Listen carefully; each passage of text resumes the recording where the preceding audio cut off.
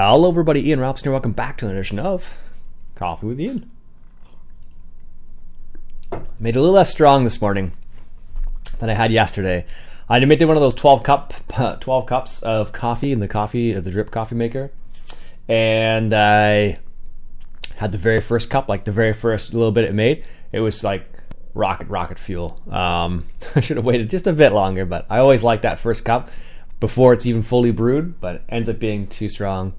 In 12 cup at least. 6 cup is not so bad, but a 12 cup it's a little ridiculous. So anyways, I noticed recently that Car Mechanic Simulator 2018, I guess it is, just came out with a new DLC. It is the Ford DLC, and let me just check real quick. The Ford DLC, what does it come with?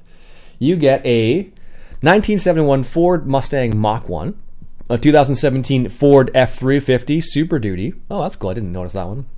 A 2017 Ford Mustang and a 1964 GT40. And it's got a Windsor engine, a Windsor racing engine, a 429 Cobra jet engine, and a Boss 6.2 liter engine, rear-wheel drive and all-wheel drive options. So I thought that was kind of neat. So that came out just not too long ago, I suppose, for Car Mechanic Simulator. If you haven't checked out that game, it's a very cool game. I haven't put enough time into that game, to be completely honest with you, because there's lots of stuff in the game I haven't even touched yet. I know Mr. Moose, he just dove right into it when it came out, and he did all the junkyard stuff. Like, you can go to the junkyard, pick up an old car, and then repair it and all that jazz. So there's lots of things you can do in the game.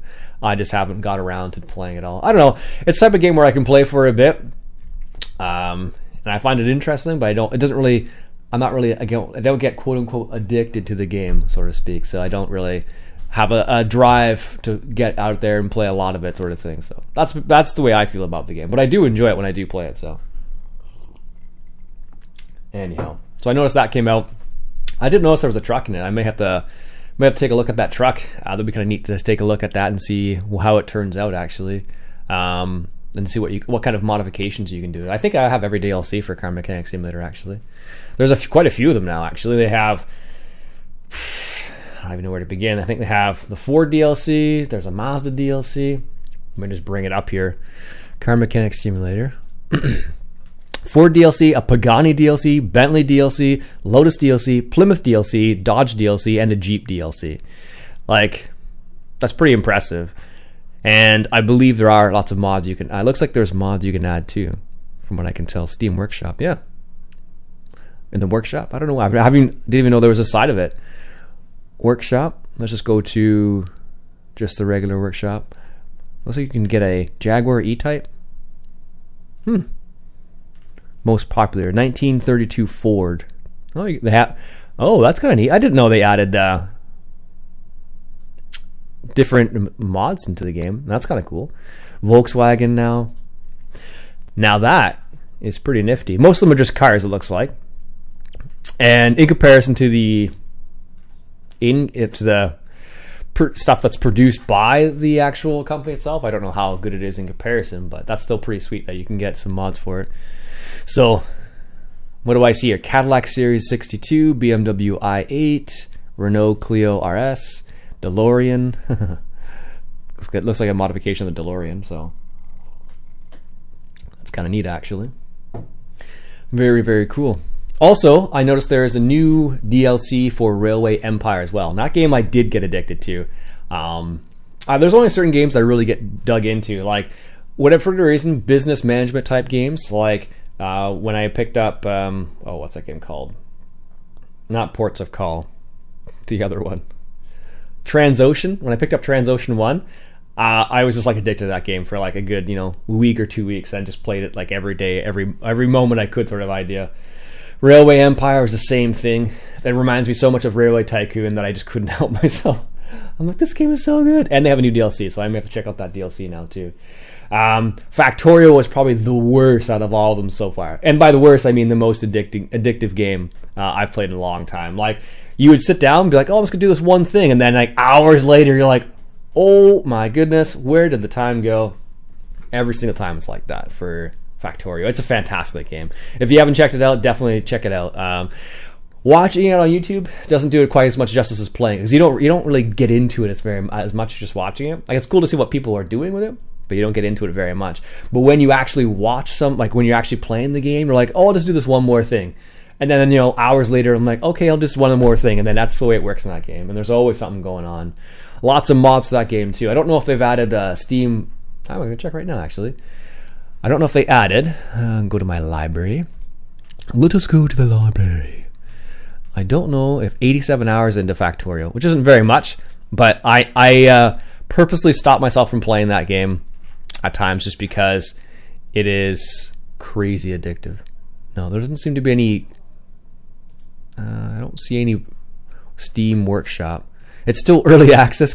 Wow, it's still considered early access. It's like totally like a you could play it right now. It seems like it's a done game basically, and they have multiplayer in that game as well. And if memory serves, a few people have that game. I think Country Gaming's got it. I know Bob Chasey Dogs got it. It's a fantastic game. So, but very addictive. So that's the reason why if I know I'm going to play that game, I make sure I have a couple days just so I can get out of my system before I have to go back to work. Otherwise, it'll just be, you know, game over for me, so to speak. So, because I know how addicted I get to that game. That's why I like Farm Sim. Farm Sim, I don't find Farm Sim I enjoy playing the game, but I don't find it addictive. And same goes for Hunter Call of the Wild. Like I can play for that game in hours, but I don't really feel like I'm addicted to the game in the sense that, like, you know, every moment I have, I want to, you know, go out of my way to play the game. That's what it's like with Factorio. I feel like, oh, you know, it's 5 a.m. I can play for 10 minutes. Then I'm like, oh, hey, it's, you know, 7 o'clock. You gotta get to work now, sort of thing. It happens so quickly. So, anyhow, oh goodness, I finally bought. I finally got a chance, I should say. I mentioned in the last coffee with Iain, I bought a power tool. I bought a Bosch drill and impact driver. I haven't used the impact driver at all yet because I really don't have a whole lot of use for it, but not for what I was going to, not primarily what I was going to use it for. Like I don't know. I needed the drill more than the impact driver, but I figured I might as well get them together because it's you save a bit of money if you buy them in pairs. I don't know. The pack was like $199, something like that. So it was going to be very similar to, I know DeWalt kept coming on sale because Father's Day is coming up. Milwaukee probably will come on sale again.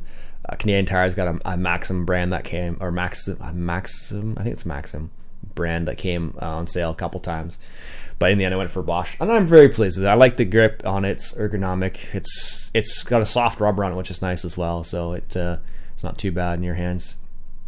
But I used it the other day part of my job was assembling chainsaws and trimmers and stuff like that from Stihl, and you need a T27 torque wrench for that. And some of them take ages to assemble by hand, so you have to, like, you know, sit there and turn, it feels like. So I was like, you know what, I'm just gonna buy myself a drill and just use it at work just to assemble things that much faster, because it does take just what feels like ages. But now I the other day I spent, you know, maybe an hour or something like that, and I assembled like quadruple what I would normally assemble in that same time, just because I got the drill. Anyways, that's enough about that. Also, random little side fact, today I'm going to a butter tart festival with my lovely wife. She was the one who was like, we need to go to this festival today, and I was like, okay. She mentioned it the other day, not just today, but she mentioned that she'd like to go, so we're gonna go check out that. Where is it? It is in the Midland area, I think it is. Yeah, Midland area or something like that. So we'll see what happens. But I'm gonna take my fishing rod along because I don't get to fish around that neck of the woods very often, and hopefully I get a chance to catch maybe check out Lake Simcoe or Kudaching or something like that. I got a buddy who lives in that neck of the woods. I'm gonna try and get a hold of him and see if we can't get out, do a little bit of fishing. So for a few hours at least. My wife was like, "You could bring the kayak." I'm like, "Yeah, but then you're gonna be running around town with a kayak all the time." So we decided against it. Anyhow. Oh, goodness. Anyways, folks, that'll be it for me for today. Hope you enjoyed. My name's Iain Robson, and until next time, enjoy the coffee. Also, hello to anybody who's at work who may be watching.